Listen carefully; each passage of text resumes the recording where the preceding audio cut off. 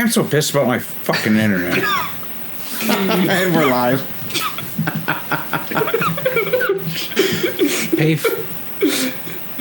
What? Way to go. We're live, Jeff. Take it away. And away you go. Oh, well, welcome to another episode of Industrial Strength Podcast, a podcast made more focused on industrial fire departments and industrial hazmat response. My name is Jeff. Apparently, I don't know what's going on, and I'm a hazmat technician with 20 years of fire department service with 10 years on the industrial fire department. With me once again today is our co-hosts, Randy and Steve. Please dig me out of this. I mean, even when we don't know what's going on, we always get the job done. I'm Steve, and I'm a hazmat technician with 3 years of experience in the ERT and about 10 years of experience in the industry. Yep. And my name is Randy. I'm a hazmat specialist. I got 17 years on our industrial fire department doing hazmat. So, Jeff, What are we talking about today? What do we got today, okay, Randy? I'll take it. So, today's subject is lithium-ion batteries, right? So, I think, it's important enough to think about. We're going to start off with a case study I'm sure everyone's familiar with. But then I want to try and bring us back home because this has been a point of discussion at our facility for the last couple of years about what to do about them, how to handle them, where to allow them, things like that. But I think it's important enough to start with the case study, which I think everyone's familiar with this one, but residents in a town in southeastern Missouri had to evacuate their homes after a massive fire broke out at a local facility where lithium-ion batteries were processed and recycled. The incident highlights were that the growing fire safety threat of lithium-ion batteries posed more of an issue than usual, right? And they pose a bigger issue, especially as they're entering global waste streams. So what particularly happened? Steve? So in this particular case, according to the CMR's website, the site is about 225,000 square foot, and it's one of the largest lithium-ion processing facilities, not just in the U.S., but in the world altogether. That processing plant reportedly de-energizes, disassembles, and processes the materials associated with the electric vehicles and other rechargeable batteries for recycling and reuse later on. Now, in this case, the emergency services were called to the scene after a local resident reported a fire, not knowing what was going on there, and they saw some smoke coming from that CMR building.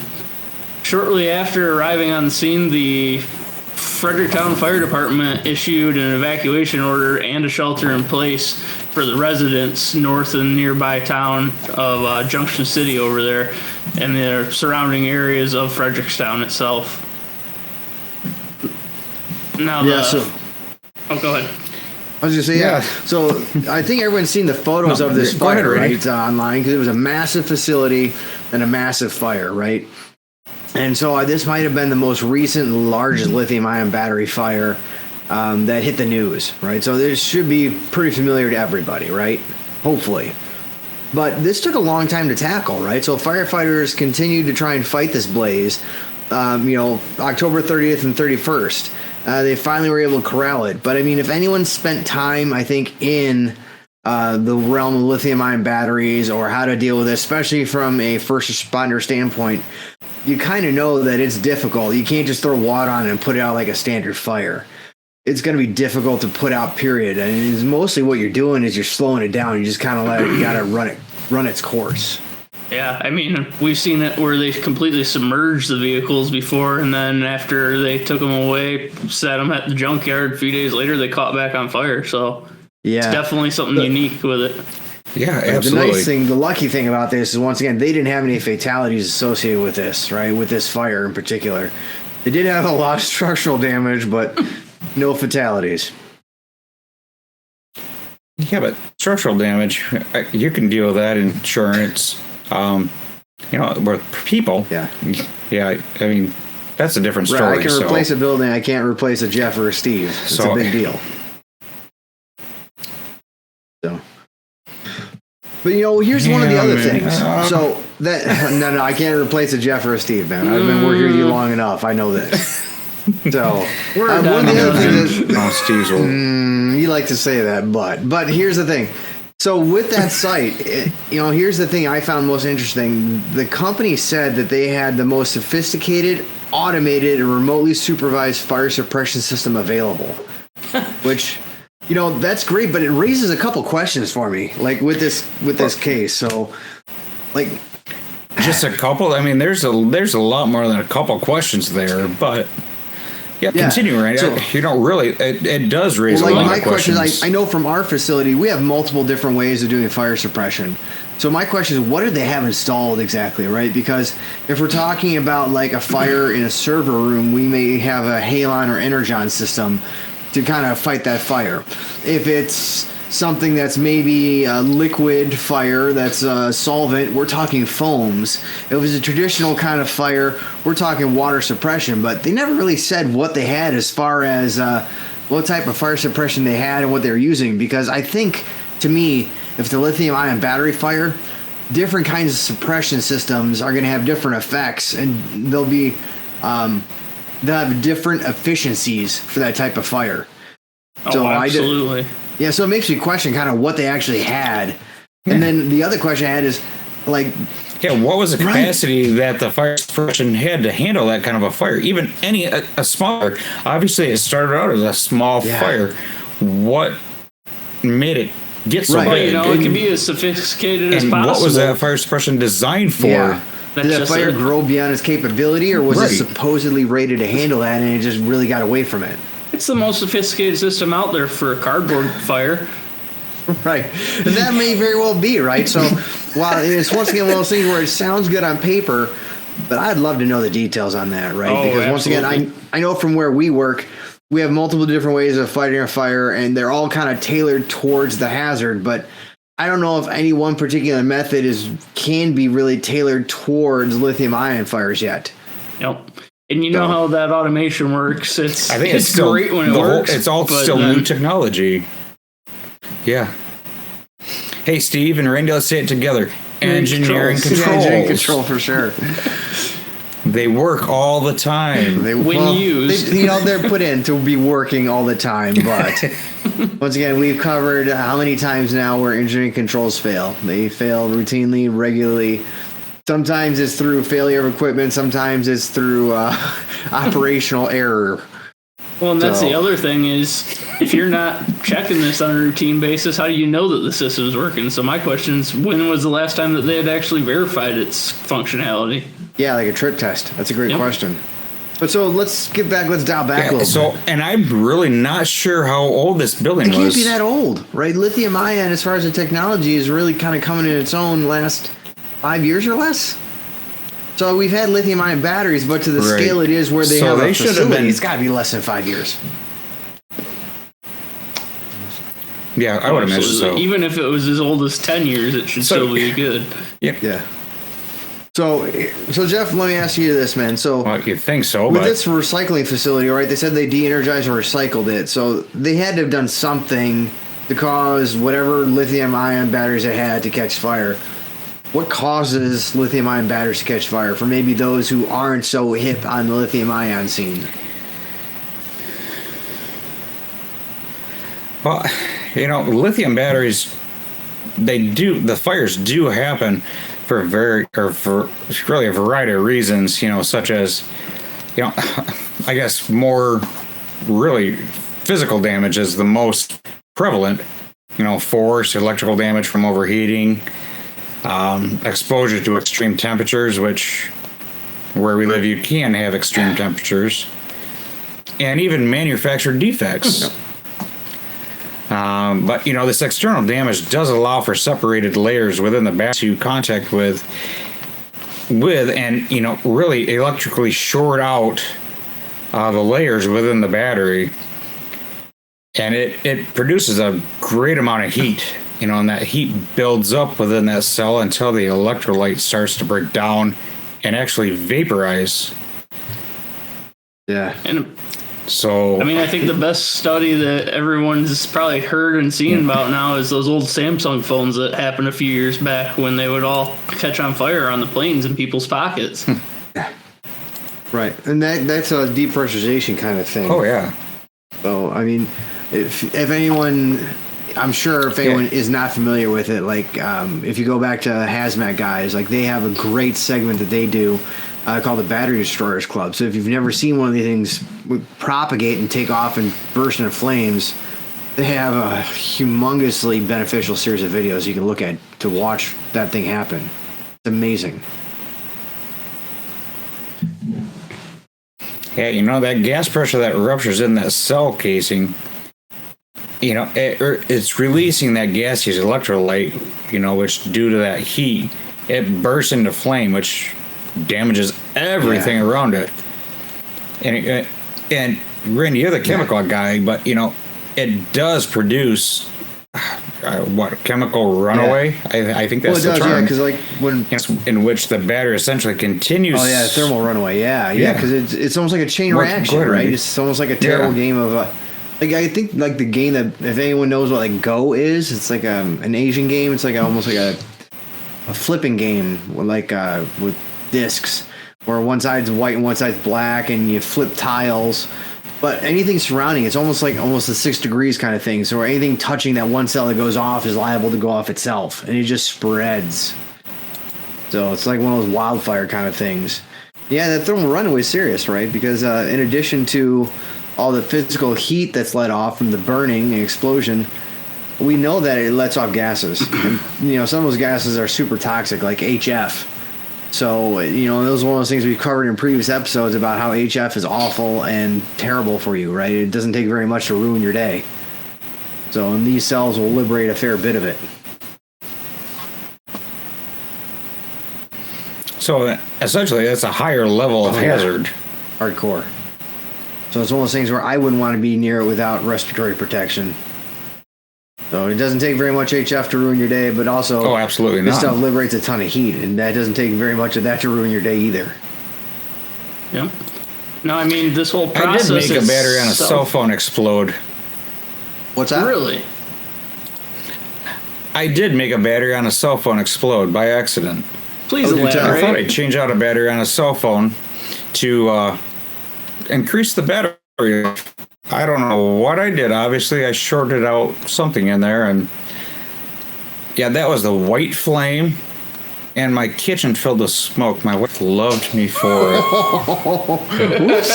It took about a half hour to clear out, and the phone I couldn't touch for about another half hour because it was so hot. Mm-hmm. But on a side note, once I replaced that battery, the phone did work again. That's impressive. That's phenomenal. For some reason, I just pictured Jeff when this happened and going, "Did I do that?" Right. You have to be so old to understand that reference. That's phenomenal, Steve. Well done. You know what's sad is I could actually picture that too, Steve. Thanks.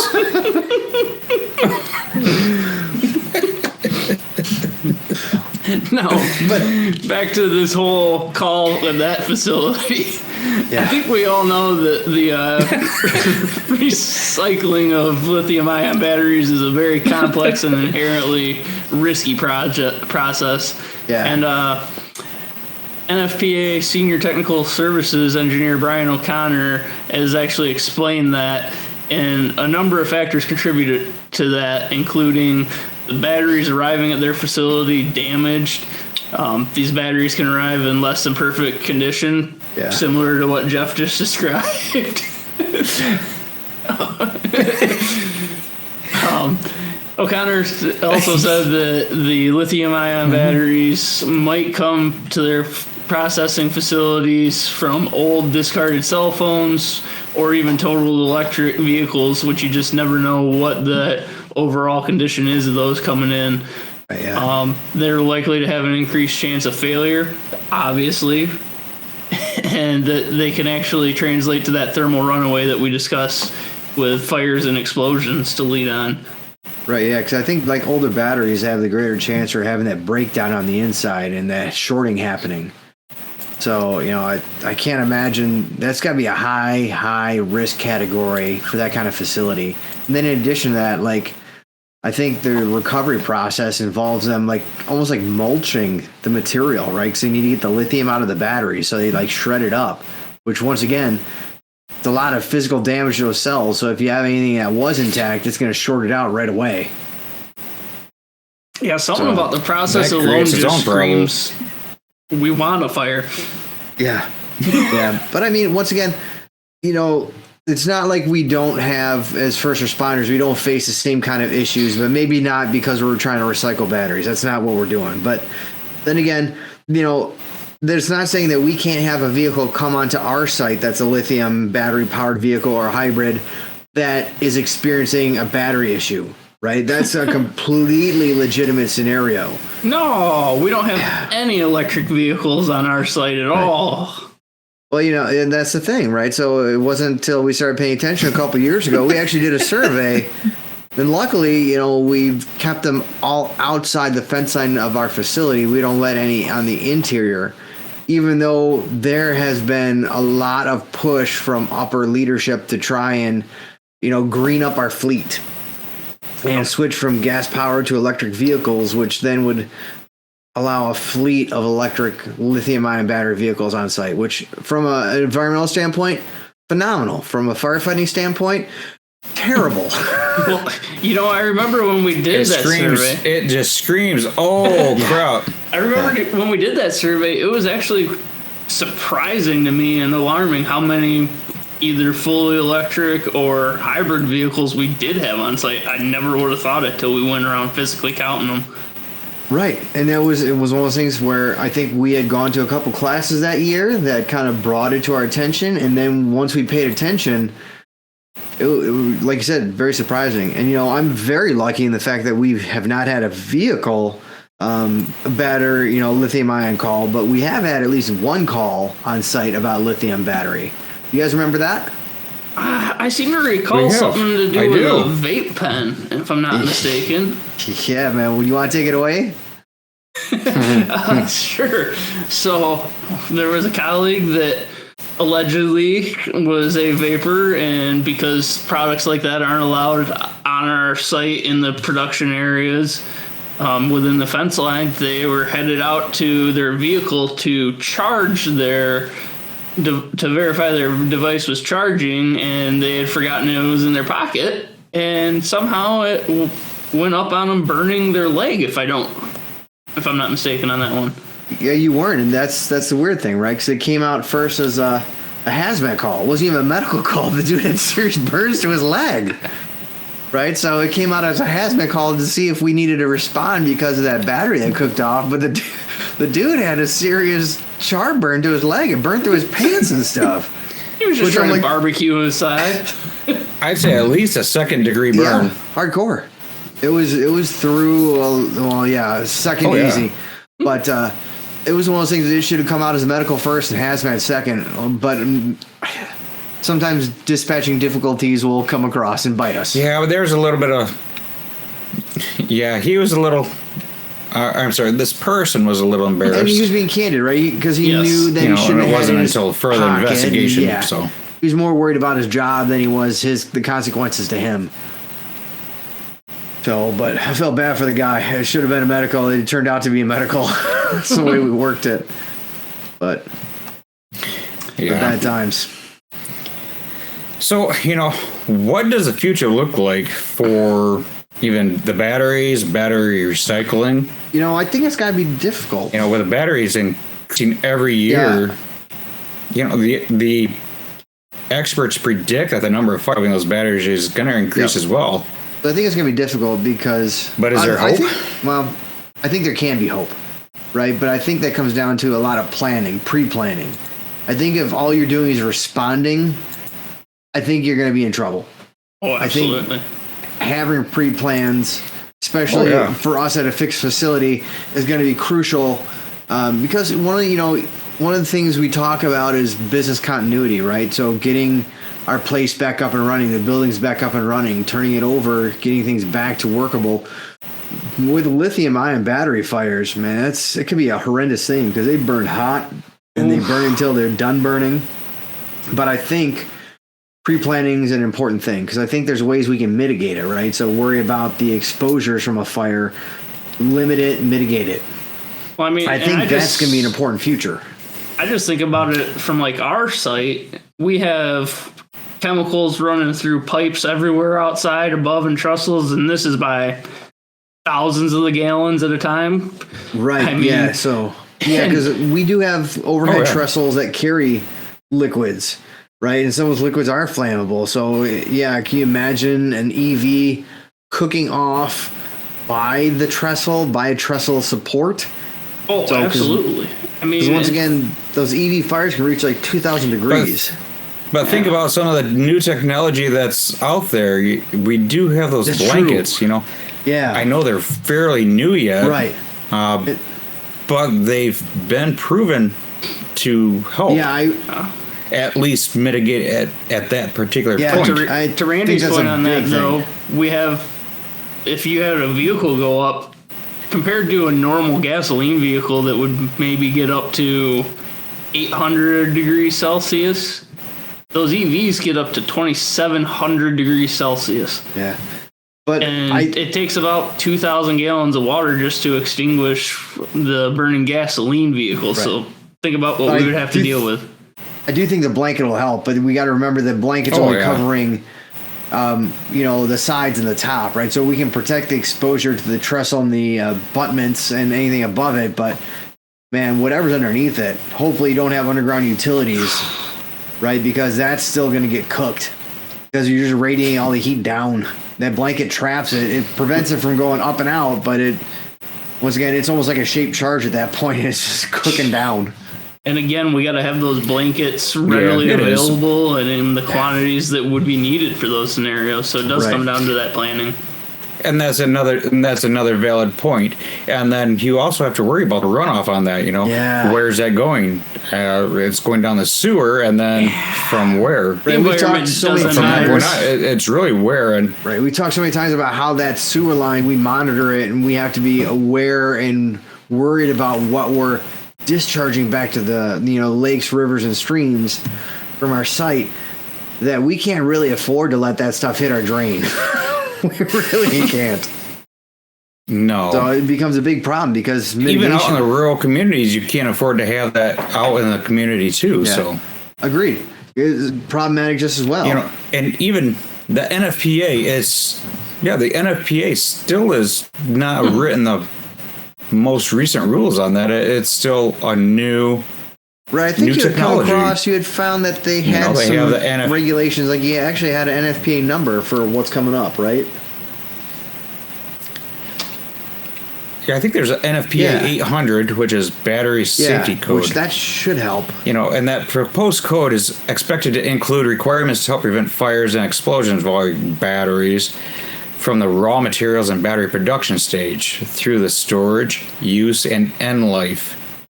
But how long is that going to take to come to fruition? I know will they ever be done revising but the technology is advancing so fast. Yeah. And then here's the question: it's so evolving. All right, I know, like some lithium batteries, like the ones that are the big issues right now, all have like a liquid electrolyte. There are some lithium batteries that are solid state. So my question also then goes to, like, will that solid state stuff also be in this code, or is it going to have to be rewritten again in another year or two to accommodate for that stuff? And should they have different, like, will this even encompass things like energy storage sites, which can be a big issue in itself, where it's nothing but battery banks? So, because if you guys, I don't know how many people are aware of this, but there's like a big issue with this in Arizona, where it actually injured some firefighters when one of those energy storage systems went up. So, same kind of thing. Cooked off, blew a door off. So, it, like, hurt a bunch of people. But yeah, so, like I said, I'm hopeful that NFPA 800 maybe has some better guidance in it. But I also question, once again, like you said, how soon can they adopt it, get it in place, and work it? And then are they just writing this, or are they writing in collaboration with like battery manufacturers and maybe like end users? Or is this one of those things where it's written and then stuffed down everyone's throat, which is no one's going to want to follow it then? Right, but I think the technology is advancing so fast. I don't know if they can keep up with the laws on it. No. You know, solid state, like you mentioned, solid state is a newer technology. So, and by the time it actually is written and published, we'll probably have a whole new technology out there. Could be. And that's different just cocktail. it. I think the critical piece of this whole puzzle is pre-planning, and yeah. Well, I would. I know there's a huge push for green energy, vehicle with batteries and charging. I think like one of the things, but you have to have that containment, protecting exposures. Right, I think water. like one of the things we talked about at work, like we tried to pre-plan what we would do if we had an EV cook-off. And I think one of the things we just talked about was we get like a 40-yard dumpster with like a opening front. We push the car in, we close the front, and we just let it burn. Yep. Because then as long as the dumpster is in the right place, all the heat's going to be reflected upwards. And we're just going to let it burn. It'll protect the exposures, let it burn itself out, and then we'll deal with the what really winds up being scrap metal afterwards. Well, and I believe also in our discussion we decided if that dumpster was actually the correct type of fixture that we want, even if it were under a location that we have to worry about up above, we can move that with our big old Sky Fork truck, get that thing moved out of there into a remote location. Oh, yeah. Right. Which makes it easier, right? Because then... Or even just pull it. Because then we don't need to worry about putting someone in harm's way, right? We can just use industrial machinery because we're at an industrial facility. But it goes back to one of those things, we got to have a pre-plan and we got to be practiced at it. I think that's ultimately going to be what's going to save a lot of people, a lot of time, a lot of money, is knowing what your pre-plan is and being able to execute it. So, and then hopefully standards catch up and make our lives easier. I agree. We'll see about that, though. Yeah, I mean, as the technology keeps advancing, I think it's going to be a few years yet, but hopefully it's going to go in the positive direction, which I can see that. Yeah. Well, I think it's only in the best interest of the manufacturers, battery, vehicle, or otherwise. So... And I mean, we've also already seen some stuff coming out, like the new e-bike standards to help with this as well. So it's out there. It's just slowly getting out there as everything comes about. Yep. Right. All right. I think I've talked myself to into a coma about this. How about you guys? I agree. I agree. But tell you what. For all the listeners out there, I see a horse getting buried. For all listeners out there, have you guys thought about pre-plans for your site? Have you guys had any issues or incidents on site like we did with the vape pen? Let us know. Shoot us some details. Like, let us know what you did, how you handled it, if you have any pre-plans, what your thoughts are. And you can send that to hazmatharder@gmail.com. That's right. And so, Steve, what do we have up next? Well, if I'm not mistaken, we might be talking about... No, it can't be a drill. No, this is not a drill. No, never. No. We don't do those. All right, so stay tuned to figure out what that's all about. And thank you guys for tuning in. We'll see you next time. Thanks for joining us. Have a good night. Hazmat Harder. Hazmat Harder. All right, see ya.